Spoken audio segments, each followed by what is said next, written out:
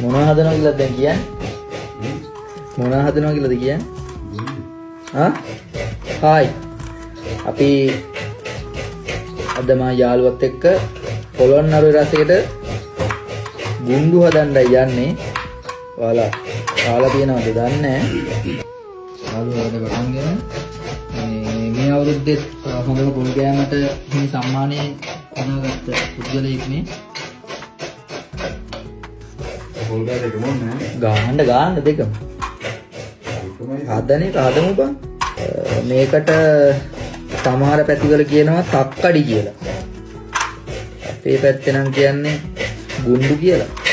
Video එක ඉවර වෙනකම් බලන්න නම් මොනවද මේ ගුඬු කියන්නේ කියලා බලන්න නම් අපිට මේකට ඕන වෙනවා පරිප්පු. පරිප්පු ටිකක් මේකට දාගෙන හොදගමු. පරිප්පු ගොඩක් දානවද බං? ඒක වැඩි නෑ. පොද්දට තියෙන්නද? දැන් චිකන් ගන්න කොහෙද බං සල්ලි තියෙන්නේ? පොර ටිකක් දාගෙන පරිප්පු එක හොද ගන්න ඕන. මේ පරිප්පු හැදෙන්නේ මොන වගේද කියලා දන්නවද? ඈ? මේ පරිප්පු අනවශ්‍ය ප්‍රශ්නයක්. පරිප්පු හැදෙන්නේ තාල්මැස්සු ගස්සල වගේ තමයිලු බං. බෝඩින් ජීවිතය ගැන මට මොකක්ද කියන්නේ? තමන ප්‍රධානම දේ තමයි පාම් පිටි. පාම් පිටි නැත්නම් ගුඬු කන්න බෑ. පාම් පිටි දාලා මේකට රෙඩිද බං? නෑ.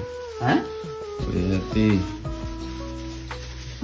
පාම් පිටි මේකට දාලා මේක ඉතින් ගුලි කරද්දි තමයි ඉතින් ඇති කියලා. පොල් ටික දාලා පිටි ගුලිය හදලා ඉවරයි. දැන් තමයි ඉතින් අමාරු වැඩේ. හරි?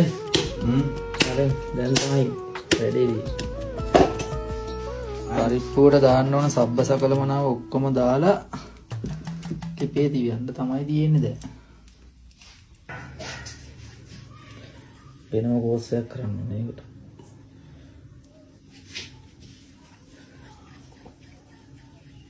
පොඩ්ඩක් නෙමෙයි තියෙන්නේ.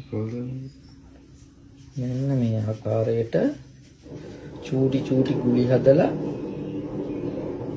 හැදුනට පස්සේ පරිප්පු එකට මොකද කරන්නේ? දානවා. සෑහෙන මහන්සියක ප්‍රතිඵලයක් වශයෙන් පිටි ගුලි ටික නම් හදාගෙන ඉවරයි. දැන් තියෙන්නේ මෙන්න මේ පිටි ගුලි ටික පරිප්පු එකට දාගන්න. ඔහොම නිකන් දානවා මොකද කැඩේ.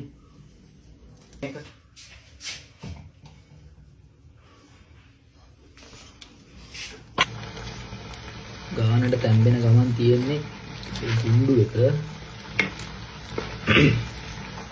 ඉතින් කන්න පුළුවන්. ඔන්න අපේ ගුඬු එක හදලා ඉවරයි. දැන් තියෙන්නේ කන්න තමයි. මේවා කාලා දින කට්ටිය කියන්න බලන්න.